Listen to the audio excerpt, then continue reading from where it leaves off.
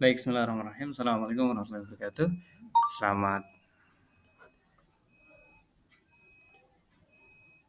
malam, salam sejahtera bagi kita semua. Pada kesempatan kali ini kita akan belajar terkait dengan Tara Puisi Rakyat.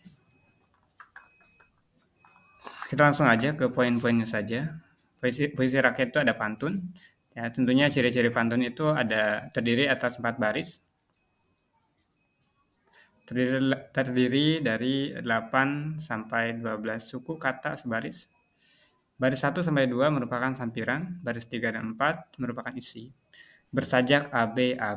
Nah ya, ketika teman-teman ingin membuat pantun, teman-teman harus menyesuaikan dari aturannya. Aturannya ini nih. Kalau ini nih nggak masalah sih ya, tapi ya kalau banyak juga lebih bagus. Nah, intinya ke sini, fokusnya ke sini. Sajaknya AB. Ini rumus teman-teman. AB itu bukan harus AB terus, artinya dia harus menyesuaikan gitu. Misal kalau ujungnya itu G ya, G gitu ya. Misal nih di sini ujungnya G ya, di baris ketiganya juga G gitu ya, dan seterusnya. Nanti nah di sini ada contoh. Di sini contoh puisi. Kalau ada sumur di ladang, boleh kita menumpang mandi. Kalau ada umur panjang, boleh kita berjumpa lagi. Nah, kita coba di sini. Baris 1 dan 2 merupakan sampiran. Sampiran itu sebagai pemanis pelengkap dari puisi gitu ya. Atau bahasanya itu adalah pengantar ya, pengantar dari isi ya, puisinya gitu ya, pemanis atau pengantar. Dan biasanya tidak memiliki ikatan langsung dengan isi pantun, nggak ada apa namanya isinya di sini gitu ya, nggak ada ikatan langsung ke isi, nggak ada. Ini hanya sampiran, sampiran itu hanya pengantar puisi gitu ya. Misal nih ikan hiu eh, apa namanya goyang-goyang gitu ya. Terus lagi apa ya? Nanti dah kita coba cari contoh lah ya. Kita coba bahas dulu ini. Baris 3 dan 4 merupakan isi. Nah, di sini tadi udah kita bahas kalau ada sumur di ladang, ya kan? Boleh kita menumpang mandi. Ini sampiran, teman-teman. Artinya ini hanya pengantar untuk sebuah puisinya atau pemanis gitu ya. Nah, kalau ada umur panjang, boleh kita berjumpa lagi. Contohnya apa nih? Nah, ini sajaknya mana sih ya sajak itu? Nah, sajak itu nih G gitu ya. Ini termasuk sajak nih, G nih. Terus I ini termasuk sajak ya. Terus G lagi. Tadi kan rumusnya A, B gitu ya. Gitu. Jadi jika apa namanya baris ke 1 dan 2 ini sampiran tidak ada makna, dan baris ke 3 dan 4 tuh isinya, maknanya ingin disampaikan apa sih gitu ya. Itu adalah contoh puisi. Kita coba buat contoh baru nih. Contoh puisi apa ya? Eh, oke dah, burung terbang di atas awan, ya, singgah sebentar di dahan cemara, gitu kan? Itu ada isinya nggak? Nggak ada, belum ada isinya. Itu hanya sampiran, artinya pengantar, artinya pemanis saja puisi, dari pantun gitu ya. Nah sekarang kita buat isinya. Jika hati terasa nyaman, ya kan, hidup pun damai tanpa sengsara itu ya. Jadi tadi kan burung terbang di atas awan, N kan ujungnya atau sajaknya itu N. Sehingga sebentar di dahan cemara. Nah, sajaknya A tuh yang kedua. Jika hati terasa nyaman, nah di ketiganya sajaknya adalah N dan hidup pun damai tanpa sengsara gitu. Jadi eh, apa isinya itu jika hati terasa nyaman, hidup damai tanpa sengsara gitu ya. Gitu. Nah, ini kalau yang ini pesannya adalah jika umur kita panjang, kita akan berjumpa kembali gitu ya. Boleh kita berjumpa kembali. Nah, itu puisi.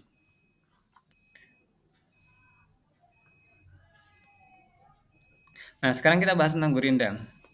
Gurindam itu puisi lama ya, Melayu yang terdiri atas 2 baris dalam sebait.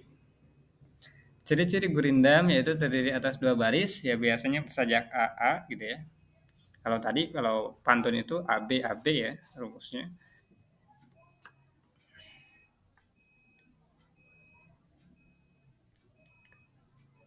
Dan suku katanya sekitar 10 sampai 14 suku kata gitu ya. Baris pertama berisi soal, masalah, atau perjanjian. Tergantung ya. Baris pertama ini berisi soal, masalah, atau perjanjian. Baris kedua berisi jawaban atau konsekuensi dari baris pertama. Nah, baris kedua ini adalah jawaban atau konsekuensi ya dari baris pertama. Konsekuensi itu ya konsekuen gitu. Apalah bahasanya itu. Nah, contoh di sini ada gurindam. Jika hendak mengenal orang yang baik, peragai. Lihat pada ketika ketika bercampur dengan orang ramai. Nah, ini dua baris nih. I semuanya ya. Ini sajaknya adalah I semua. Jika hendak mengenal orang yang baik, peragai, lihat pada ketika bercampur dengan orang ramai. Ketika kita ingin mengenal orang baik, lihat mereka ketika mereka bergabung dengan orang gitu ya, ketika ramai gitu ya. Nah, ini terdiri atas dua baris ya tadi. Bersajak AA udah oke, sajaknya I di sini. Itu kan A itu hanya rumus ya, formula atau rumus bahasanya. Baris pertama berisi soal atau masalah atau perjanjian. Di sini jika hendak mengenal orang yang baik, nah ini soal ya. Jika kita ingin mengenal orang yang baik, lihat pada ketika bergabung dengan orang yang ramai lihat pada ketika bercampur dengan orang ramai. Gitu. Oke, di sini juga ada jika hendak mengenal orang berbangsa, lihat kepada budi bahasa. Semua ya. Terakhir di sini jika hendak mengenal orang mulia, lihatlah kepada kelakuan dia. Nah, ini Tadi ini tentang soal jika hendak mengenal orang yang baik, ya soal lihat ketika bercampur dengan orang ramai, bagaimana kelakuannya, apakah usil, apakah seperti apa dan seterusnya, kan seperti itu kira-kira. Nah, jika hendak mengenal orang berbangsa, lihat kepada budi bahasanya. Jika orang ini ingin mengenal orang berbangsa ya, bangsa itu artinya solider terhadap negara, artinya paham akan bangsa. Lihat kepada budi bahasanya. Lihat kepada budinya. Budi itu kan tata kelakuan, tata krama gitu ya. Dan bahasanya. Bahasa itu ya ungkapan, suatu ucapan. Bahasa ya. Di sini terakhir, jika mengenal orang mulia, jika ingin mengenal orang mulia, mulia itu orang agung atau orang baik ya. Lihat kepada kelakuan dia. Lihatlah kelakuannya. Apakah orang itu baik gitu dan seterusnya. Oke. Nah, ini ke gurindam ya. Mungkin teman-teman juga paham. Oke, kita ambil contoh. Untuk gurindam apa ya? Jika ilmu tiada diamalkan, ya oke, tentang ilmu nih ya, tentang kita nih. Untuk menyadarkan diri juga. Jika ilmu tidak diamalkan atau tiada diamalkan, bagai pohon tak berbuah. Ya kan? Jadi jika ilmu itu tidak diamalkan, tidak disampaikan, tidak diberikan, itu kayak pohon tidak berbuah, artinya tidak ada hasilnya gitu. Pada dasarnya ketika kita ingin belajar, ya kita harus bisa mengimplementasikan hasil belajar itu. Nah, contoh kita belajar nih hari ini, teman-teman ketika di luar itu teman-teman lihat teman-temannya itu pengen belajar ya, ketika teman-teman bisa ya ajari gitu. Nah, itu gurindam ya tadi. Contohnya, jika ilmu tiada diamalkan, bagai pohon tak berbuah. Oke, contoh keduanya, jika hati penuh kedengkian, hidup pun terasa susah gitu ya. Contoh kedua itu. Nah, itu tadi adalah nasihat ya. Jadi nasihat itu, gurindam itu tadi bisa aja tentang nasihat pada dasarnya gitu. Pertama, ilmu yang diamalkan tidak ada gunanya. Ilmu yang tidak diamalkan tidak ada gunanya.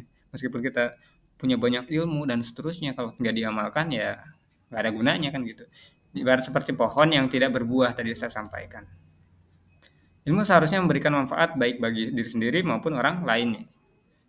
Yang kedua, hati yang penuh kedengkian tadi kan. Jika hati penuh kedengkian, hidup pun terasa susah. Artinya jika kita penuh hati yang penuh kedengkian akan membuat hidup menjadi susah. Kedengkian hanya membawa keburukan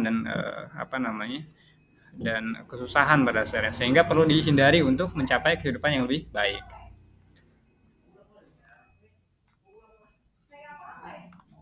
Oke, di pembelajaran terakhir kali ya, di syair. Syair merupakan puisi lama yang berasal dari Arab ya. Ciri-ciri syair itu biasanya terdiri dari 4 bait ya. Eh, apa namanya? 4 baris sebait. Setiap baris terdiri atas 8 sampai 14 suku kata ya, dan biasanya bersajak semua gitu. Artinya sama semua sajaknya. Kalau tadi puisi itu selang sekar ya atau jigjag. Kalau gurindam itu sama, ini cuma dua bait ya, dua baris sorry ya. Terus lagi sajaknya sama kalau gurindam. Tapi kalau syair itu sama juga, sajaknya sama, namun semua baris berupa isi. Jadi setiap barisnya itu ada isinya, gitu. Ada maknanya, ada yang disampaikannya, begitu kira-kira. Oke, contohnya di sini. Ini ada contohnya ya terkait syair itu. Inilah gerangan suatu mada mengarangkan syair terlalu indah, membetuli jalan tempat berpindah, di sana itikat diperbetuli sudah gitu. Oke lah, kedua ya, wahai muda kenali dirimu. Nah ini lebih isi kan, wahai muda. Cuman dia dia wahai muda kenali dirimu. Ialah perahu tamsil hidupmu, tiadalah berapa lama hidupmu, ke akhirat jual kekal hidupmu gitu ya. Ini artinya luas banget ketika kita artikan. Salam. Woi, udah pulang tuh. Itu mau jalan. Oke, tentang syair. Saya ambil contoh lagi. Ini kan kalau syair ini tadi terdiri atas 4 baris. Setiap baris terdiri atas 8 sampai 14 suku kata. Ya, bersajak sama semua baris berupa isi. Semua baris berupa isi. Jadi semua ini itu ada isinya. Contohnya gini. Bentar saya pikir dulu. Oke deh. Wahai anak, dengarlah pesan. Artinya udah ada anaknya dan pesannya. Artinya kita sebagai anak kita harus mendengarkan pesannya itu. Jangan lupa berbuat kebaikan. Nah, jangan lupa berbuat kebaikan. Ini udah jelas isinya ada. Wahai anak, dengarlah pesan. Jangan lupa berbuat kebaikan. Hidup ini penuh ujian. Teguhkan hati, kuatkan iman. Nah itu semua sajaknya sama kan ya. Seperti itu kira-kira. Nah nanti kita coba review lagi ya di pembelajaran berikutnya. Ini saya rasa udah cukup. Nah di sini juga ada Carmina ya. Carmina itu disebut juga pantun pendek. Biasanya terdiri atas 4 baris sebait ya. Tiap baris 4 sampai 6 suku kata, bersajaknya sama, cuman 2 baris kan tadi. Carmina ya namanya.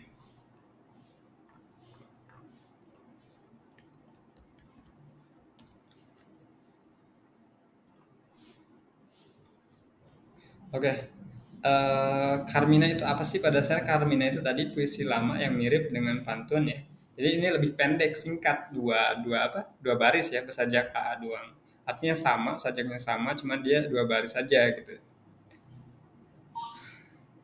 Pergi ke pasar beli ikan, jangan lupa bawa kantong.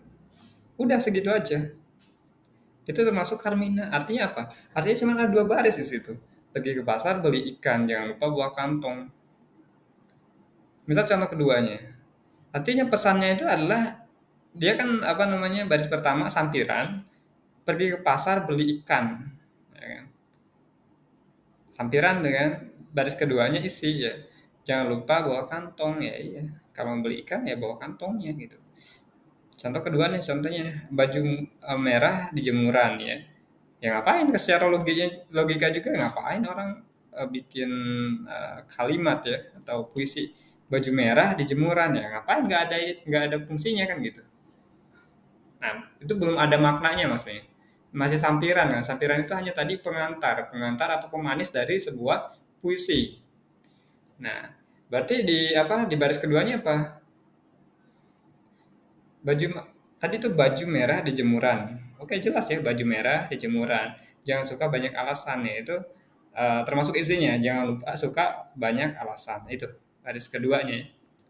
Oke. Nah, di sini ada dulu parang, sekarang besi ya. Dulu parang, sekarang besi. Dulu sayang, sekarang benci gitu. Bisa aja seperti itu.